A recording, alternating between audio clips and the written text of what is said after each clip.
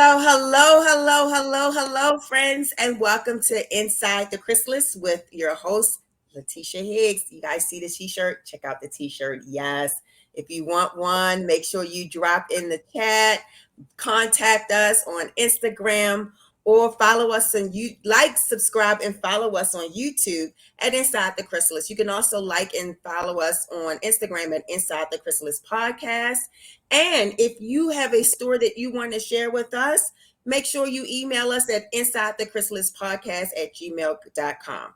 Now, for those of you who are new to Inside the Chrysalis, this platform is a platform for those that are living with mental health condition, living successfully, sharing their experiences, living with a disorder. They're successful, they're thriving, they're surviving, they're doing wonderful. So we just wanted to share their stories so that we can erase the stigma associated with mental health. Today, I'm so excited. Everyone. We have a wonderful guest. Today, we have Lady Ty the Great. Miss Lady Ty, go ahead and introduce yourself, hon. Hey, what's up, everybody? It's your girl, Lady Ty the Great, and I'm super excited to be here to just help spread awareness, share my story, and I am honored to be here. Thank you so much for having me here. Oh, thank you for being here. So tell us a little bit about who you are for those that need to know who you are and all the wonderful things about you. Thank you. I'm Lady Ty the Great, also known as Tatanya Verdum Johnson. I'm from Queens, New York. I am the self-published author of the book Daddy Issues. Okay. And so this is a book talking to you about my issues, right, that I had, but it also leads you to forgiveness, right? So we don't want to stay in a place of issues. We don't want to stay in a place of negativity, but I walk people through the process of reconciliation. So I'm the self-published author of the book Daddy Issues, but I learned through my life trauma, I learned how to triumph over my trauma. So I went through a lot of different things. Very interesting. My book is a cross between love and hip hop, scandal, and Jesus Walks With Us. Okay.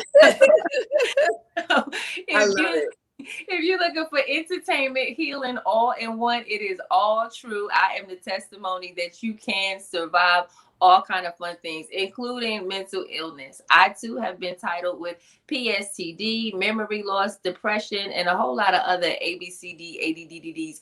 I don't know, so those diagnoses, and I'll share with you more in a moment of how I got to those diagnoses. But I am here as a person who is healed, who is triumphant. Now I am a coach to an amazing group called Triumph Over Trauma. We titled it TOTS, where I have helped over 55 people become self-published authors. Wow. Yes. I love it. So let's get right into your story. So you said you were diagnosed with PTSD. Now, for those of you who do not know what PTSD, that means post-traumatic stress disorder. Am I correct? Post-traumatic stress disorder. Okay, you said depression and some other things. Before we even begin, if you want to know more about these disorders, I would invite you to go to NAMI.org to their site to find out more information about the different disorders. Okay, I'm also, you guys don't know this, but I'm also a speaker for NAMI.org. For NAMI, so I actually give my own personal experiences dealing with a mental health condition. So, Lady Ty, tell us what happened. Tell us what led to the diagnosis. What got you there? Okay, so I got married at the age of 18. Wow. 10 years later, the marriage turned violent. Wait a minute. It just turned violent, like just 10, or what? Did it build up to that? Well, he was incarcerated. When he came home, he was different. And so, so 10 years later, so that's pretty traumatic in itself, because you think you know somebody and you know them, and then 10 years later, so that can create trust issues right there, right? Because you're like, okay, what, I got to date this guy for 14 years to find out he's, different. And so what I discovered in me going through that process, got married at 18, and I was no angel, I'm from Queens, New York. Not that that means anything, but it just means a pretty girl, you're pretty tough as well. You hold your own. So if someone says something rude, you can I be honest here, sis? You say something crazy, I might throw something at you. So just don't say nothing crazy to your friend over there, right? And so anyway, the marriage became abusive. I was in denial that it was abuse because I felt like I was fighting back. So I felt like it was a fight and it was not the domestic violence that everyone says. Later on, you right there. I'm gonna stop you. I had to highlight that part. You said you were in denial because you were fighting back. I cannot tell you how many times I've heard that from other women. Oh, it's not, we're not in a domestic abusive situation. I'm fighting back. I'm holding my own. And it's like, no, sis, you are definitely in a domestic abusive situation. And I say that because I was in that situation, though not physically, it was mentally and emotionally. So I'm feeling like I'm arguing back. I'm standing my ground. Of course, I'm not being abused, And so someone brought it to my attention. I'm so glad you said that. I'm so glad. Yeah. Okay, go ahead. No, and it's so important to know that, because when we don't recognize it, when we aren't aware, when we don't tell ourselves the truth, then we'll live that lie forever. Period. And so I was living a lie forever. I was in denial. One thing about my situation, which was interesting, was my face never got marked, so no one would ever see it. And he said that I would never mark your face, it's too pretty, but my body, bruises, black and blue, patches of hair out, right? And this is not to bring on this is just to give you the visual of what I survived over, right? And so that person too had a sickness and an illness. Like, let's all be clear. It wasn't like, they were going through something as well. But we're talking about how to heal, how to survive, and how to even get out of those type of situations, right? So how did I triumph? Where did the PSTD actually, or I'm probably giving the letters all jumbled up, right? But where did these diagnoses come from? So after 10, 12 years, we moved to Atlanta, Georgia in 2008. We went through some more things where he threatened to murder me.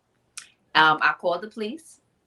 When I called the police, the police came, and the police told us, DeKalb County, told us that we were young and we should try to work it out. I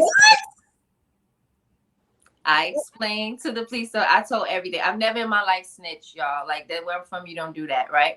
And so we moved down here. You may say, well, why did you stay in the relationship that long? And what took place why would you even move to Georgia with him? Let me just back you up a little bit. When we were in New York and I said, hey, let's get a divorce, right? When I realized that this wasn't a good idea, he threatened to do things to my family.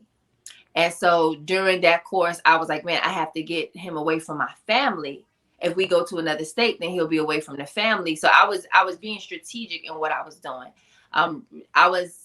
Let's rewind also. I was, at this point, due to the way my life was set up and the different traumas I had experienced, molested at the age of 8, I was mad at God. Didn't have a relationship with God, wasn't feeling God. I was a non-believer, turned believer later on due to a supernatural experience, right? But at this point, I was like, oh yeah, I'm not feeling you, God. You know what I'm saying? I tried to get married and I tried to do all of these things for you. And you're not even like, you just like, how did I get on the poop list? Right. And so here we are with the threats. So now we got the threats going on. So now I'm thinking strategically, okay, he doesn't want to get a divorce. Some other things came into play. That's all inside the book. Really weird, interesting, strategic, that I'm like, yo, is this a movie? Like, you can't even be this smart, just the things he's saying. He's very smart. And so now I pick up TD Jakes' book. Shout out to TD Jakes. Reposition yourself, right? As a non-believer, I grabbed this book and I'm like, something has to give. The book goes missing. So he gets rid of the book.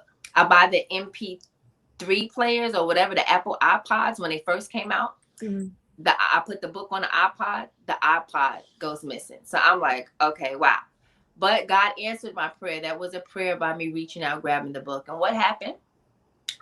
All of a sudden, this person who said they would never move to another state, who was actively on parole, so they couldn't move, said, let's move to Georgia. I said, bet. I knew it had to be God or something bigger than me. So then I look up all of these things. We make this move. We get down here.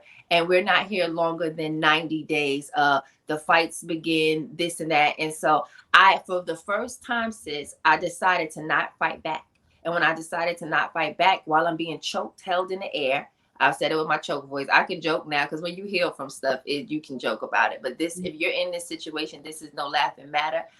Get out of there, right? So I'm being choked and I'm saying, do you realize that I'm not kicking you? I'm not punching you. I haven't spit on you. So I'm saying to him, do you realize that I'm not even reacting and you're still doing this to me? Because maybe you don't know what's going on. You know, we were drinking and stuff. So maybe something, let's bring us back to where we were. Because this is not you. This isn't me. Do you realize what you're doing?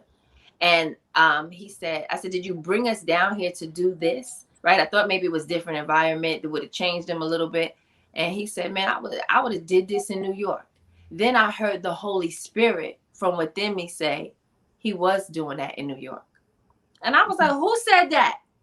You know, so now I'm bugging because I'm like, who said that? And so now I have ego, I have pride, and I've got God's Spirit as well talking to me. And I got this guy saying, and so I'm like, who said that? And he was like, who said what? I said, somebody said you was doing that in New York.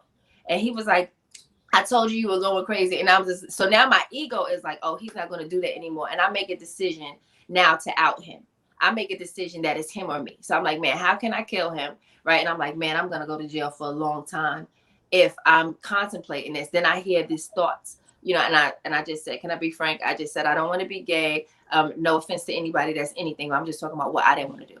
I didn't want to be gay. I wanted to eat lobster tail with butter sauce. And I knew they didn't have those things in jail. So I was upset because I felt like my life, I'm this is the real me. You know what I'm saying? I'm being choked, going through this. I can't believe this is my life. A person who was popular, who was cool. And now I've been hiding this secret abuse that's been going on.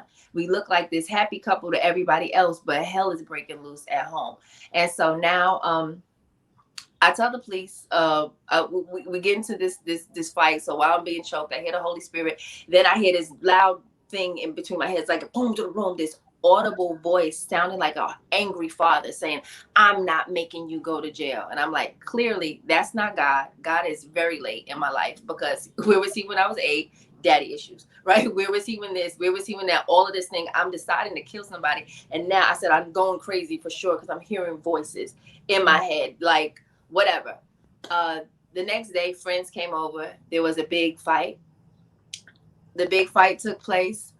And they called the police. I was no longer able to call the police because he had burnt all the phone jacks from the first time I called the police. And the police told me to work it out.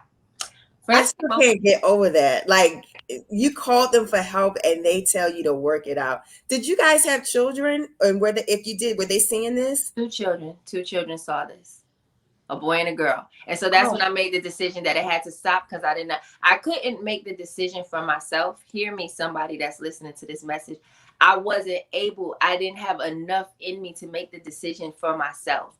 But when I looked at my daughter, I said, I do not want her to think that she should accept this. When I looked at my son, I said, I do not want him to think that he should do this. So I had to stop it, even if that meant me going to prison, even if that meant me doing something to somebody that I just didn't want to do. It was him or me. So then I called his mother and I let her know that I had made a decision to do something that was outside of myself. And before she heard the story any other way, I explained to her what was going on and pleaded with her to try to have a conversation with him. Nevertheless, the next day, something goes on. The police get called. The SWAT team comes. He's trying to chase me around the house with a gun. It's on the news in Georgia. They have it on the news. And now I'm embarrassed. I was never embarrassed before because nobody ever knew. But now that we're on the news, everybody knows. So it was like, God was like, spotlight, I'm over it. You know what I mean? I'm coming in to rescue you. So he ends up getting locked up, supposed to get a lot of time, but didn't. And so, yeah, so that was that PSTD. I did not recognize it, or PTDS, whatever, y'all. But that was that situation that had me. I didn't recognize that was a thing. You know, I grew up in a chaotic city where friends kill friends and different things happen. And I was just happy that it was over with. So what some of us may think is normal is not normal. I experienced something that was not normal, but I grew up with different forms of dysfunction, and you just learn to cope with it and shush about it and keep it moving. Who are you to speak out against the culture of our city, our town? You know, you would be outcast. That's even snitching, even speaking up with somebody abusing you. would be considered snitching, and so now I was shocked at what happened with the police. I was very disappointed because I said, man, I finally said everything and I didn't get the help. I called all of the domestic violence numbers, the 2621 Hope, all of that. They were like, no, the help that I Wow. have a testimony that I lived it. You see what I'm saying? I reached out for help. They did so much over the phone, 2-hour counseling. I could have been dead 3 times. Like, just get me somewhere, just lead me somewhere, just help me for real. And so thank God that God is amazing. And however, what I did after that situation, I went and got 3 jobs. No, sis, you need counseling. You need to talk to somebody. I went and got 3 jobs, bought a gazebo, and just started just working my way through. Considered getting counseling for the kids, had them, try to talk to some people, but everybody's life kind of paused at that place and at the place where we were. And so it was very difficult because I didn't know how to deal with it, didn't know anybody that had dealt with it. And so that is where we that is where the PSTD comes in, right? And so then the depression didn't come until after. So now I continued on, got another job, moved on, got into another relationship, had more children, and it was like, oh, okay, this is great. And then started working at this job. And as I'm working at this job, there's things going on in the job that there wrongdoings going on, and I reveal it to the boss. As I reveal it to the boss, my boss is like, hey, now I'm just telling anything that's messed up. I'm telling her elderly people were getting abused. I'll just make it plain. Oh my God. And so elderly people were getting abused on a whole nother level. So I explained, I shared it with, how you have different levels. I reported to the first level. They didn't do anything about it. Something horrible happened to somebody, even worse. And I said, well, that won't happen on my watch anymore. Now I'm just going to go straight to the top. So I made a decision. I went straight to the top. So now my boss was upset that I told and I didn't come to her first. But I wasn't trusting anybody else with someone else's life that I can see something horrible happen to. So now my boss decides to change my job description. I was just a receptionist. She wants me now to wash people, help them get out the shower. I go to help a person out the shower. And this was supposed to be a punishment to me because when I first took the job, I said, I love this job because I get to comfort the elderly and I get to just not use my physical body. Because I have children, I want my body to be, because I have a license in medical assistant and several different things, but I wanted a job that would not require any physical labor because I just didn't want to do any type of work like that. Okay. So now when she said, okay, you did this and that, now you're going to help people with showers. I'm like, that's not my job description. So they didn't change my dress code. I have my regular dress code because I'm still doing the receptionist job, but she just added on a description. So at the end of my shift, I go to help this woman out the shower. She said she was ready. She had wet the entire floor. I went to go get her out the shower, but because she had the portable shower thing, she was really an easy patient. She just needed help out of the shower. But when I went to turn, the floor was wet. I slipped, hit my head on the sink, then the toilet, and I was unconscious. So they sent for help. They came down, tried to give me a Tylenol, and I was like, this is something, like, what just happened? They tried to brush it over. Long story short, I ended up having memory loss. Oh my goodness. So before, okay, so you talked about PTSD and memory loss, right? Mm-hmm. What were your symptoms of PTSD? What are some of the things that let you know that you had, for those that, there may be some watchers that wondering, they have gone through trauma and want to know if I have gone, if I'm experiencing PTSD, what are some of the experiences or trauma or the symptoms that you have experienced with PTSD, and how did you realize that you were experiencing memory loss? Okay, so the symptoms with the PTSD, that's a very good question because you don't know that you have something.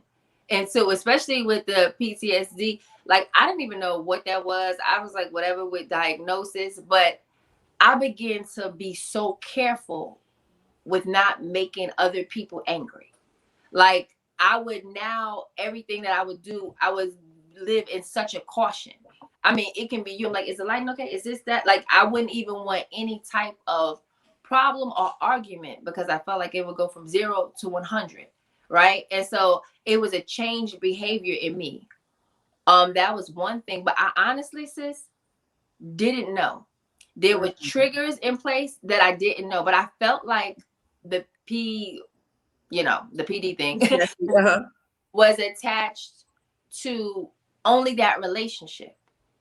And so because I hadn't gotten into a new close wound up relationship, there was no way to judge it or measure it. I wasn't even looking for it. I didn't even understand what it was. So for me to answer that question, that's the best answer I could get. I didn't know what the symptoms was, what the signs was. I thought I was fine. I thought I just lived with some drama. Everybody has drama. We watch TV. So this is normal. This is fine. He's locked up and I'm on to the next. So for that, that's the answer for that. But memory loss. Now, memory loss is so not nice. Oh my stars. So for me, I'm a very sharp thinker, planning things out in my head strategically, can do excellent with math, things like that. The change that I noticed was when I couldn't, I would say the first thing that happened, I would say to the kids, get your shoes out the refrigerator so we can hurry up and go to school.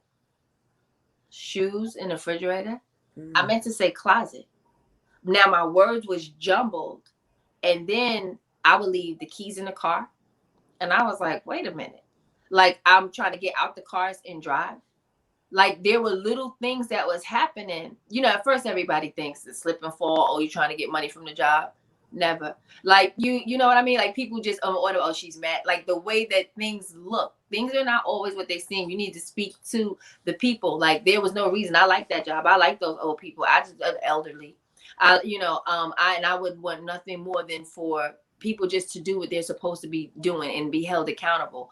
But the memory loss, it felt like a chunk. So like if this is like my memory, it felt like a piece was missing.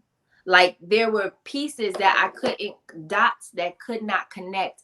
And this is where the depression comes in, because I remember how smart I am, how quick thinking I am. I remember all the things about me, but now new things to remember feels like my computer's full. Now I'm overwhelmed. And I don't get overwhelmed. So it's like, who is this new person? But if I can't effectively communicate and the kids are laughing because they think it's a joke, but I'm having trouble communicating. And I'm an excellent communicator. I talk fast. So it's like, if the thoughts in my brain can't come out of my mouth, how do you fix this? And so that's where the depression came in of like, I'm like slowly, I'm alive, but I'm not able to function normally. And it's like, what's happening in my life? And so this was the introduction of the secret depression for me. So let me, just for those that are learning about this disorder. So PTSD, post-traumatic stress disorder, some of the people may experience agitation, irritability, hostility, hypervigilance, self-destructive behavior or social isolation, flashback, fear, severe anxiety, or mistrust. Did you have that, like severe mistrust and anxiety? Girl, do the whole checklist except for one of the things I didn't know what it meant. I can check off everything with a plus sign. Loss of pleasure and interest, guilt or loneliness, insomnia or nightmares. Did you ever experience nightmares? I didn't have so much nightmares. No, I'm a big dreamer, but I didn't have nightmares. But just the anxiety, but trying to beat the anxiety.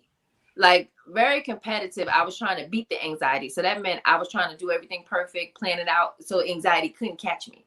So it's like, okay, let's do this, let's do that. But then you're doing too much and then you're yelling at kids. And so I was unhappy. There was no help and I was the only help. So it was like, I have to do it all, putting so much pressure on me when there probably was help available or failed help. Like you said, mistrust. So not trusting anybody, the social anxiety, like, yeah, okay. And then when you do open back up to people, you go back to that. And so I love that you guys have the definitions there. It is so, so awesome. So another one was emotional detachment or unwanted thoughts. Did you ever feel any type of emotional detachment towards others? Oh, yeah. The emotional detachment actually started even from when I was younger. So if we even go back to my father being the first one who physically abused me and backslapped me at the age of 11, and it was covered up, and that wasn't handled. Like, that was more of a acceptance thing, but that made me feel like I had to protect myself. So because I felt like I had to protect myself, and now it was like, if I have to protect myself, who can I count on? So even when it comes to family relationships, when I'm like, y'all don't have my back, there was never ever an attachment, even from that age 11. So the reattachment that took place was when I got married at 18, because I tried to replace the daddy that I had with the husband, right? Because now this was going to be my protector. He was going to heal all the things that were broken, right? Because God didn't do it. My dad didn't do it. Now he's going to do it. Then 13 years later, we've got all of that fun stuff happening. And it's like, wow. So now it's really like, Biggie has a song that says some words: forget the world, don't ask me for anything. Everything you get, you got to work hard for. So it's just like me against the world, Tupac style. Oh, wow. Wow. You have an amazing story, an amazing testimony. And I can't believe it's almost at the 30-minute mark already. So I just want to ask, okay, so you shared your story, the trauma, the experiences.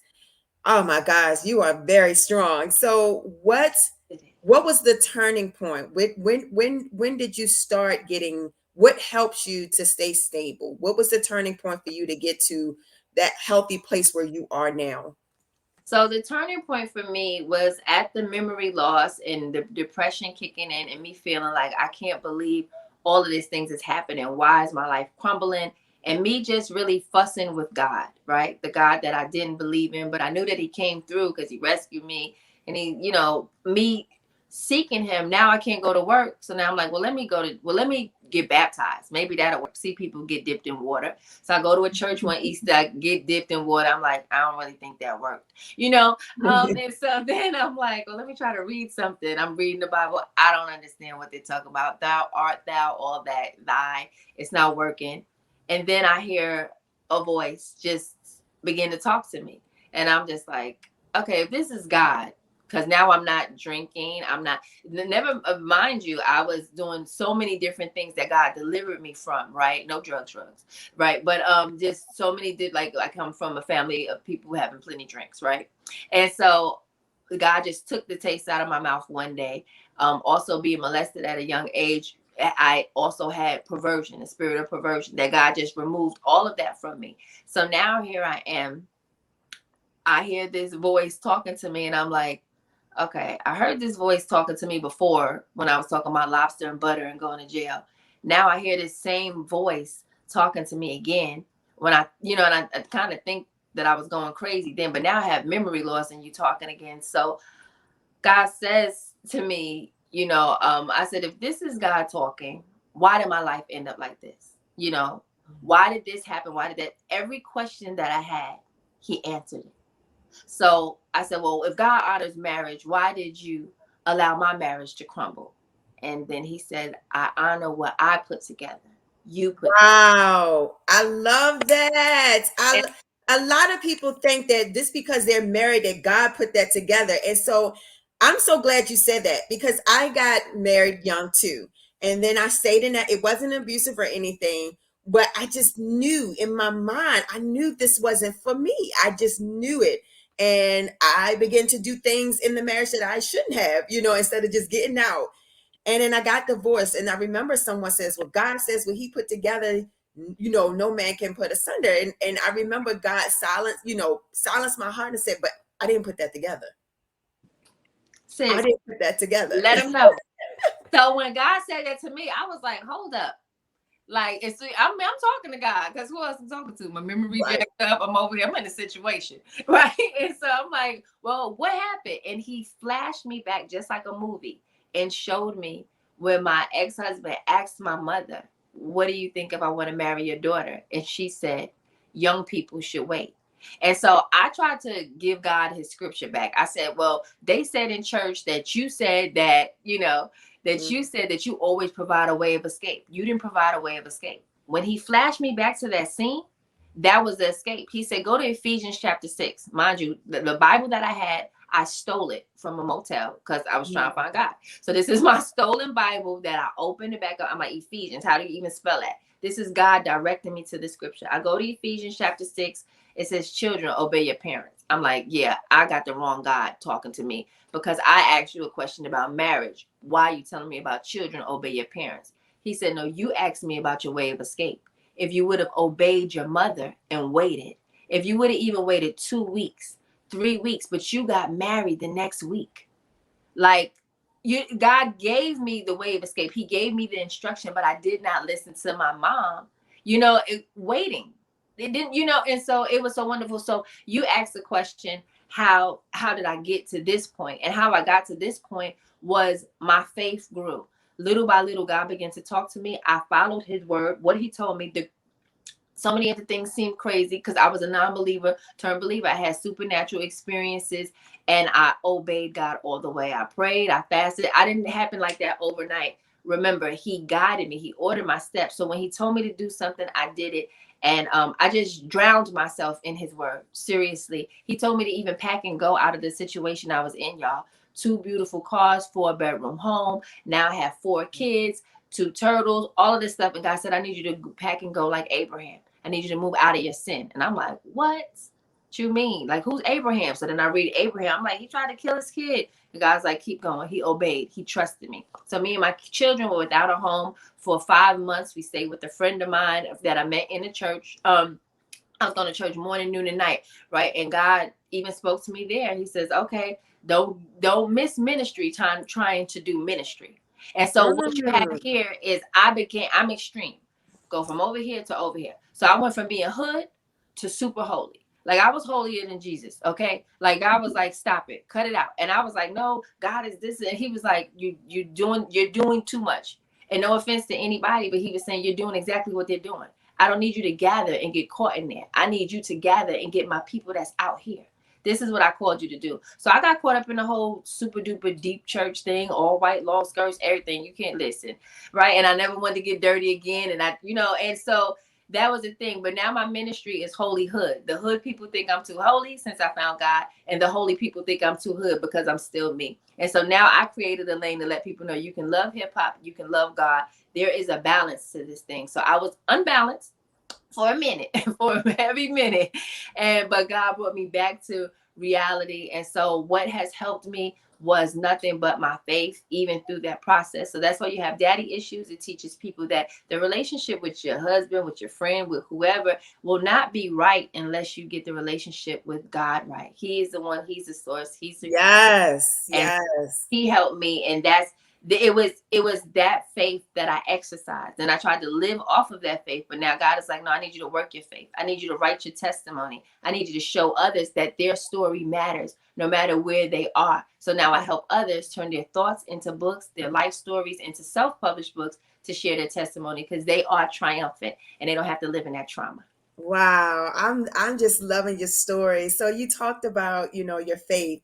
And you said something earlier. You had a supernatural experience to push you from being an unbeliever to believer. I'm curious. I got to hear this. I have to hear this. So, I was doing God a favor, right? I like to do God favors every now and again, right? And so I got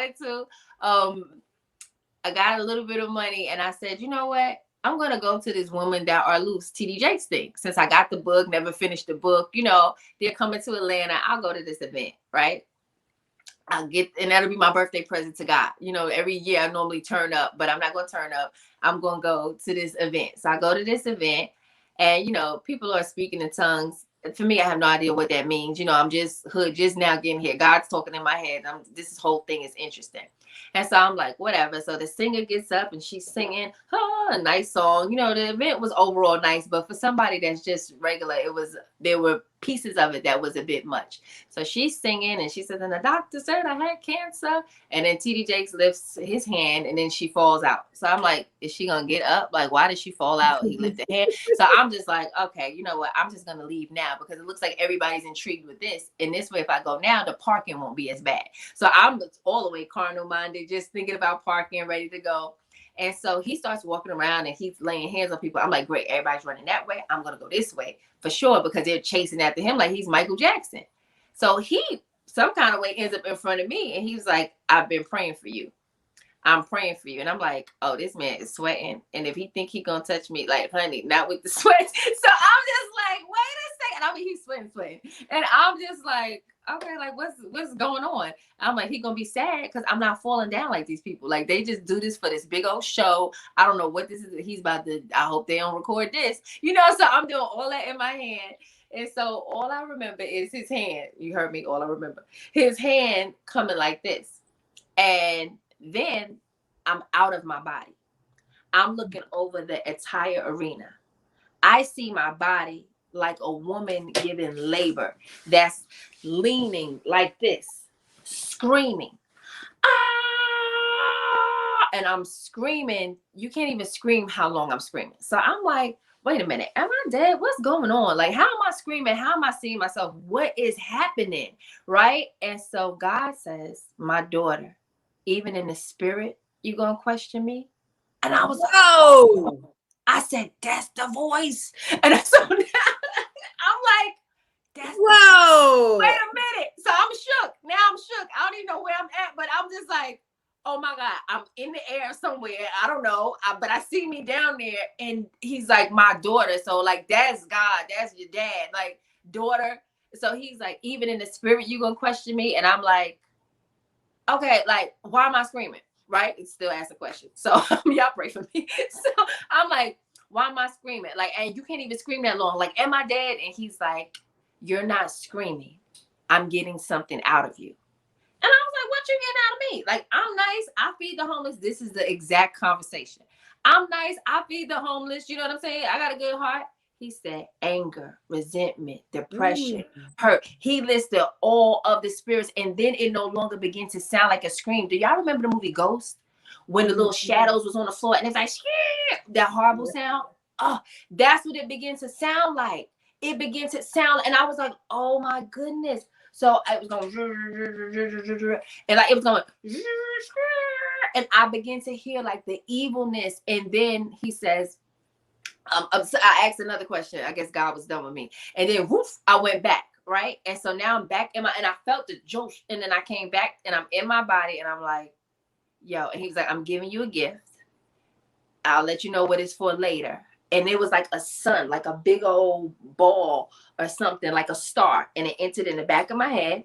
And he told me to pass it to the person in front of me. So I felt it warmly coming in. And then I put my hand on the person in front of me. And then that was part of the supernatural experience. And later on, I would discover that was the gift of prophecy that I would use later on to tell the church to repent. Well, I love it. Oh my gosh. I love your story. I love your testimony. And I love my gifting is I have the gift of apostleship. Love it. When God showed me that, of course, when I took the spiritual gift test twice, I took it twice to deny the fact that was my gift. It's like, no, because I thought that meant I had to plant churches. I'm not doing that. When God showed me, though, that's not what it means. And so I love people that have the gift of prophecy because of what my gift is. I need people that can, people with the gift of prophecy tell the truth. They give you direction, they give you guidance. And so I love connecting with people that have the gift of prophecy. Look, we in here, this is supposed to be about mental health, and we talking about the spirit. You know what? That's how God moves. Because he healed me. And that's why he allowed me to go through all of those different things to show me that it's him. So when I share with somebody, because so often I don't talk about this part, like, and I got Social Security, they did all of this stuff. And then I was like, oh, okay, this is good. You get money for this. And then something happened. And then they cut it off like in 2 weeks. I'm like, I got approved for 3 years. So I was diagnosed. Like, you know how they say, oh, you're crazy, you get a check, right? And I'm just talking how the people in my neighborhood talk. Mm-hmm. And so I was just like, oh, I said, well, if I have all these issues, let me see. Applied, went to 5,000 appointments, and they stamped it and approved it. So I'm like, oh, wow. So this is not that bad. You get paid for your little situations. Honey, less than 2 months, they sent me a letter and said they overdid this, they did that, and they canceled it. And God said, I'm going to provide for you. So even with those titles, even with after being approved, after all of those testings, all of that, having to relive all of that, which was traumatic again, without getting the healing and all of those things, what was supposed to be given was taken away. But God said, I'm going to provide for you. And I have to tell you this, I lived supernaturally for 5 years, no job, no employment, nothing. Social Security still trying to get back the little bit of money that they gave me for the first 2 months of it. And still, that's a whole situation that's being fought. But I'm just letting you know that God is great and greater. Yes, And he so, yeah, is. and so Yes. that was just important to know, because I was like, wow, well, that you know, you there's no amount of money that can replace the pain that somebody goes through with memory loss. I would love to be 100% even greater than the way that I was, because I was so quick. But now God is allowing me to testify to those people who do have all of those abbreviations and memory loss. And so now I can tell them that there's no excuse that you can't write your book. I understand. You can write your book. I too have had these things, and I'm here to walk you through that process. If you can talk, you can write. And you can Right. testify, Yes. and you can get the glory. Yes. I love it. I love it. I'm just amazed at how you just overcame, your trauma through the help of the Lord and just your testimony. So what do you do now to stay healthy? Sis, and I have to tell you one thing. Everybody in my book that I had issues with, we're all cool. I invited my ex Wow. who tried to murder me to my daughter's graduation. We took a picture together. So Jesus is the God of reconciliation. So if you have unforgiven somebody and you think that, okay, well, yeah, keep them over there. No, you see Jesus Judas. Like, you see what I'm saying? If you love God, love your brothers and sisters, pray for your enemies. Reconciliation is the true ministry, and that is the true church. So what do I do now? I help people triumph over their trauma, turn their life story into a self-published book, and also create an ebook in minutes. Oftentimes when people are trying to create books, they go to publishers and different things like that, and that's fine. But again, I told you I live supernaturally. What God supernaturally provided for me, had people bringing groceries, paying bills, so many different amazing things, right? But I know what it's like to not have, and I know what it's like to know how to go and get it, right? So I teach you how to use what you have to get the lifestyle that you want. So if you don't have any monies, like Cardi B would say, right? Prayer and hip hop. But if you don't have any money, I can show you how to write a book and use KDP, and how to create that. I also show people how to create an ebook where they can earn the money to pay for their ISBN number. So basically, how to live a greater life. I teach others how to operate in their greater. I have a program called Operation Greater that's also on YouTube, which teaches people to use 1 hour of their life to sit in stillness, to get the exact direction from God, so they can be coached by Him to get the blueprint of greatness for their life. Often we find coaches and, oh, I want to do this and I want to do that. But the real deal is Matthew 6:33. Seek ye first Yes. from God, and then He Mhm. can give you the rest. So He can direct you to the coach that can help you to that next level. But if you never sit still enough, so I have a program on there. YouTube. It's free. So go snatch it, grab it, go look for Lady Ty the Great. It's Operation Greater. I go different places, and I used to do conferences on it, but COVID and different things changed. But yeah, so that's where I am now, teaching people how to create the book, not for $5,000, not for $3,000. I have a program. It's a few hundred, but I have a payment plan. Also got layaway. Okay. So for those people that need to layaway, but I teach you how to create an ebook in minutes, and you can get that course. And then you can promote and sell your ebook so you can get to the other course. So I help people that have and don't have as well. Oh wow. So you definitely hit on the next question I was going to ask is what are some successful things that you got going on? So wow, I mean, I'm just so happy to know you and to have a conversation with you, and I really feel like this interview is definitely going to help a lot of people. I know it's going to help a lot of people. So because I know it's going to help a lot of people, how can folks reach out to you? Awesome. So a few ways. One of my favorite ways though to get a response from me quickly would be IG, Instagram land. I love Instagram, and my name on Instagram is Lady Ty the Great. That's LadyTyTheGreat. Same way you see it on the screen, Lady Ty the Great. Also, I have a website, ladytythegreat.com, but I really prefer Lady Ty the Great on IG. I'm also on Facebook, but I'm telling you, the block that I hang out on is Instagram.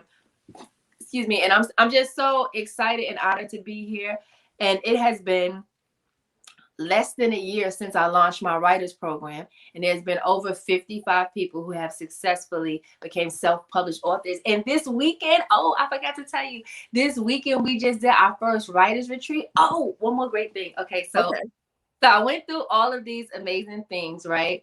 Went from being homeless to then, renting this 2-bedroom, 1-bathroom to God recently this year blessing me. My book brought me a house. So yes, I love it. Congratulations. So my book has my book with mistakes, mind you, okay, with different mistakes in it. I wrote my book for people who might not like to read, right? Because I'm one who was not fond of, I see a lot of words, get overwhelmed, like, oh, I'll read that later. So my book, and I designed the cover and did all that stuff on my own. My book, with its imperfections, I teach people done is better than perfect because perfect never gets done. So my book, with its imperfections, has made over 30K plus, right?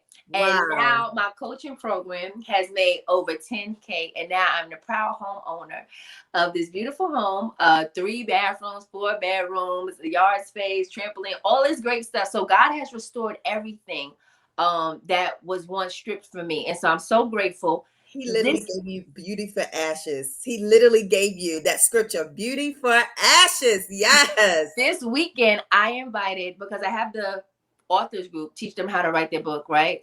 And then I have another mentor group called The Greats. You wrote your book, now what? So I teach them how to launch their book, how to create a sales funnel, how to do interviews like this.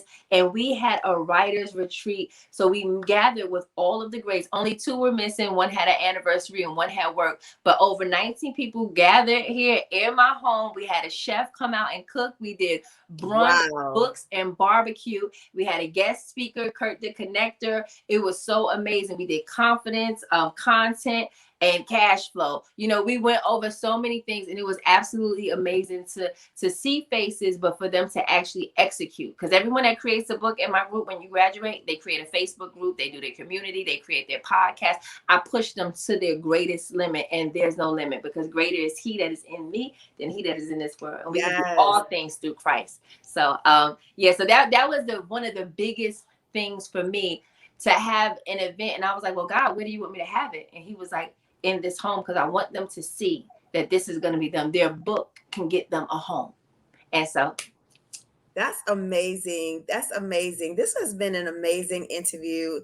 Lady Ty the Great. Yes. Yeah. Your title, you well deserved, well earned, the Great. Yes. I love it.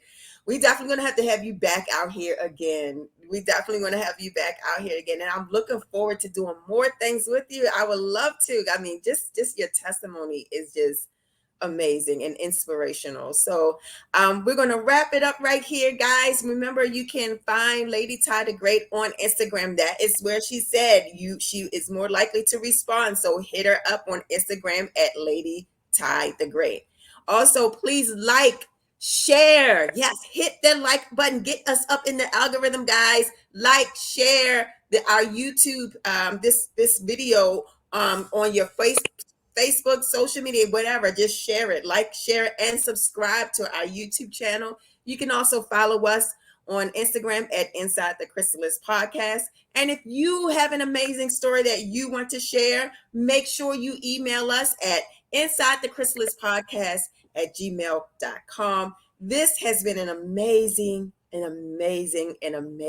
interview with Lady Ty the Great. I am your host, Latesha Higgs. Thank you for joining us. And Lady Ty, don't leave just yet. But thank you guys for joining us, and have an amazing day.